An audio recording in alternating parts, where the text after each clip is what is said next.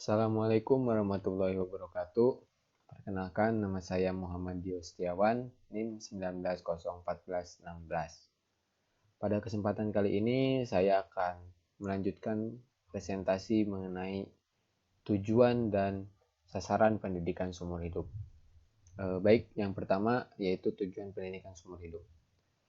Pendidikan seumur hidup itu bertujuan untuk mengembangkan potensi kepribadian manusia sesuai dengan kodrat dan hakikatnya, dan untuk menumbuhkan kesadaran bahwa proses pertumbuhan dan perkembangan kepribadian manusia itu bersifat hidup dan dinamis serta untuk mempertahankan dan meningkatkan mutu kehidupan. Lalu ada dasar pemikiran yang menyatakan bahwa pendidikan itu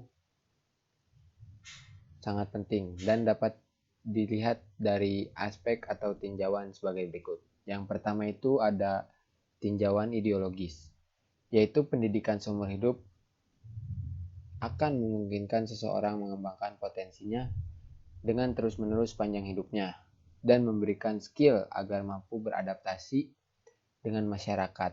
Karena pada dasarnya manusia dilahirkan itu mempunyai hak yang sama dan untuk mendapatkan pendidikan serta peningkatan pengetahuan dan keterampilan. Oke, yang kedua itu ada tinjauan dari ekonomisnya. Pendidikan seumur hidup itu cara paling efektif untuk keluar dari kebodohan yang menyebabkan kemelaratan, karena pendidikan seumur hidup itu dapat meningkatkan produktivitas, memelihara dan mengembangkan sumber-sumber yang dimiliki, memungkinkan hidup dalam suasana menyenangkan, sehat, dan memiliki motivasi dalam mengasuh dan mendidik anaknya secara tepat. Lalu ada tinjauan yang ketiga, dilihat dari tinjauan sosiologis, yaitu pada umumnya negara yang masih berkembang itu kan banyak orang tua yang kurang menyadari pentingnya pendidikan formal bagi anak-anaknya.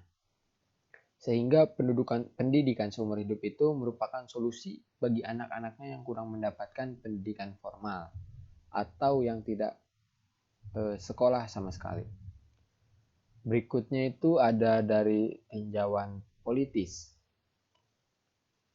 yaitu negara yang menghendaki seluruh rakyatnya menyadari bahwa pentingnya hak milik pribadi dan memahami fungsi pemerintah. Tinjauan yang berikutnya dapat dilihat dari tinjauan psikologis, yaitu adalah dasar kejiwaan dan jasmani pada manusia yang merupakan kesatuan kesadaran rohani, baik dari pikir, rasa, karsa, cipta, dan budi. Lalu materi selanjutnya adalah sasaran pendidikan seumur hidup. Sasaran pendidikan seumur hidup itu dibagi menjadi dua. Yang pertama itu bagi orang dewasa dan bagi anak-anak atau remaja. Yang pertama itu bagi orang dewasa, yaitu sasaran pendidikannya yaitu self-interest. Apa itu self-interest? Self-interest merupakan tuntunan hidup mereka sepanjang masa.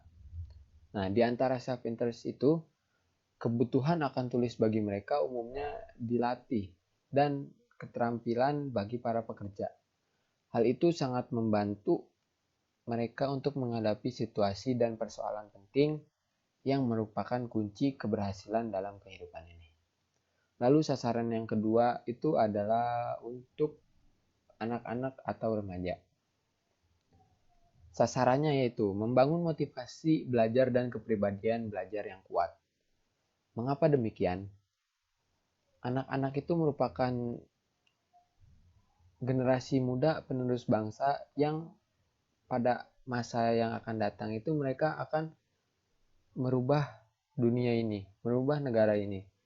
Sehingga pendidikan itu sangat penting bagi mereka. Seperti yang sudah dijelaskan tadi itu,